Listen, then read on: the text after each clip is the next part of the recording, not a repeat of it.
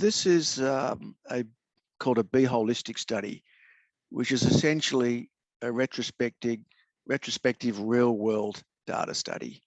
A lot of jurisdictions are now looking for real-world data, and this study was looking at Hodgkin lymphoma, both relapsed refractory as the primary endpoint, as well as first-line Hodgkin lymphoma across non-European, non-North American regions of the world. So we were looking at really 5 regions of the world that are perhaps less developed, including East Asia, including Middle East, South Africa, including Latin America, Australia, and Russia. It involved 13 countries across those 5 regions and about 75 sites. So it was a retrospective review from databases and electronic medical records of consecutive patients with advanced Hodgkin lymphoma, about 1,700 patients altogether. 400 of these patients were considered relapsed refractory, and about 1,600 were first line, but of course those could be in both groups. And so about 300 of those were included in both groups. So the idea was to look at outcome measures and resource utilization in those less developed regions of the world as part of a real world picture. The study itself was able to identify a number of key issues around resource utilization, in particular, in this case, PET scanning. The study was done between 2010 and 2013, so it might be a little different in terms of resource utilization as to what is seen today, but nevertheless, it does shed some important light upon the fact that certain diagnostic techniques, including PET scan, which would be considered standard of care, were not as ubiquitous then in those developing regions compared to the US and Europe. And so one of the interesting findings was the fact that PET scans were not as readily available compared to CT scans for use in patients with Hodgkin lymphoma. We did find that PET scans, when they were used, were more likely to be used for assessment at the end of treatment, whether that's for relapsed refractory disease or first-line treatment, rather than at baseline or even at interim use.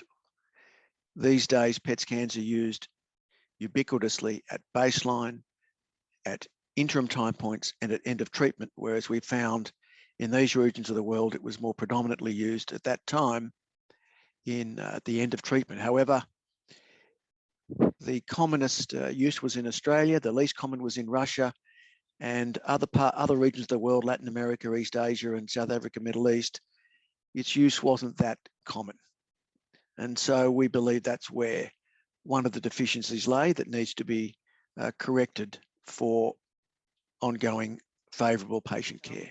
The other aspect of the study was looking at patient outcomes, and we showed that in the relapsed refractory setting, patients in these regions of the world, their progression-free survival outcomes were perhaps not as favourable as has been seen in either clinical trials or in real-world data in Europe and North America.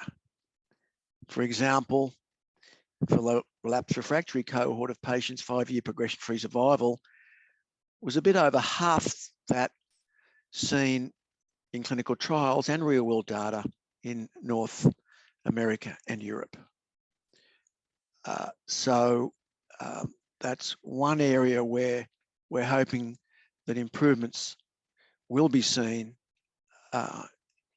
in the coming years. The other thing we noticed was with first-line therapy, it was pretty much the standard of care as would be seen in North America and in Europe, with the use of the regimen ABVD and a little bit less commonly BCOP escalated. And so it's not that those regions don't have access to drugs. It's I think it's more around, number one, resource utilisation and access to treatment for patients who have relapsed refractory disease. So I think the slightly inferior outcomes for patients with relapsed refractory disease mean that there's an unmet need for these patients now with the availability of novel agents such as brentuximab vedotin or PD-1 inhibitors, with future availability in those developing regions. Hopefully outcomes will improve. And secondly, with the use of PET scanning in the assessment of patients receiving salvage therapy for relapsed refractory disease, this too may improve the access to those novel agents for patients in those regions of the world.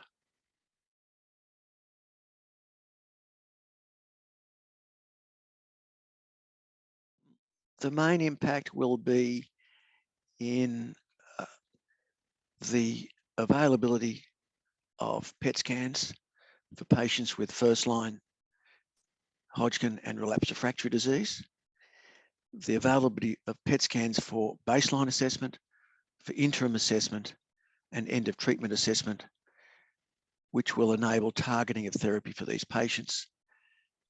And hopefully that will translate into improved outcomes.